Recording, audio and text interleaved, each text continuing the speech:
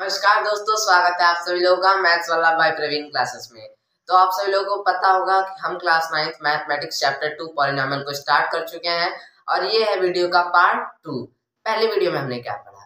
पहली वीडियो में हमने एक पॉलिनोमियल का एक बेसिक स्ट्रक्चर पढ़ा था, जिसमें हम क्या क्या पढ़ने वाले हैं, उसमें क्या है। तो हमने बेसिक से स्टार्ट किया था, कांस्टेंट, वेरिएबल और उसके base on the top of the terms पढ़ा था। और मैंने पिछली वीडियो में बताया था कि हम नेक्स्ट वीडियो में बेस ऑन द पावर पढ़ेंगे। तो चलिए शुरू करते हैं। इस वीडियो में हम बेस ऑन द पावर ही पढ़ेंगे।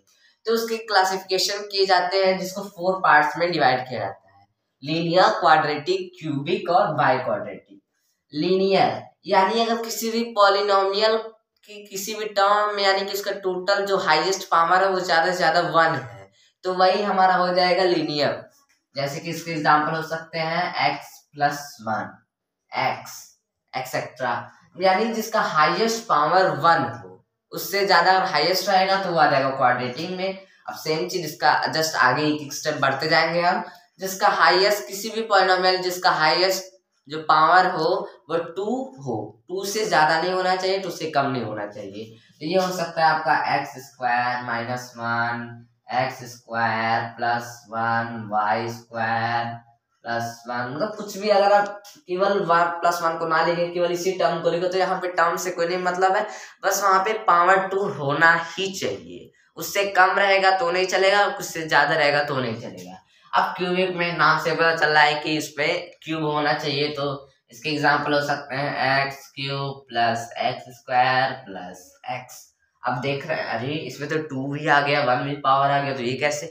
तो देखिए, इसमें जो हाईएस्ट पावर होता है उसको हम देखते हैं। जैसे इसका हाईएस्ट पावर 1 है, इसका हाईएस्ट पावर 2 है, इसका हाईएस्ट पावर 3 है। यहाँ पे 2 पावर भी है, 1 पावर भी है, लेकिन जो हाईएस्ट टर्म होता है, हाईएस्ट पावर होता है, उसी को हम देखते हैं। अब बाय क्वाड्रेटिक में हो जाएगा सीधे x⁴ x³ +x², मतलब एक एक स्टेप बढ़ता ही जाएगा, एक एक पावर। अब कई क्वेश्चन में आपने देखा होगा x⁴ कर देते हैं, 200 कर देते हैं, तो वो आ जाता है, इसी बाय क्वाड्रेटिक में ही आ जाता है, उतना हमें नहीं पढ़ना है। तो अब एक नया टर्म आ जाता है, हम उसको इंट्रोड्यूस करते हैं, कांस्टेंट पॉलिनोमियल। पिछले वीडियो में हमने पढ़ा था कांस्टेंट। कांस्टेंट क्या होता है? जिसकी एक वैल्यू फिक्स होती है।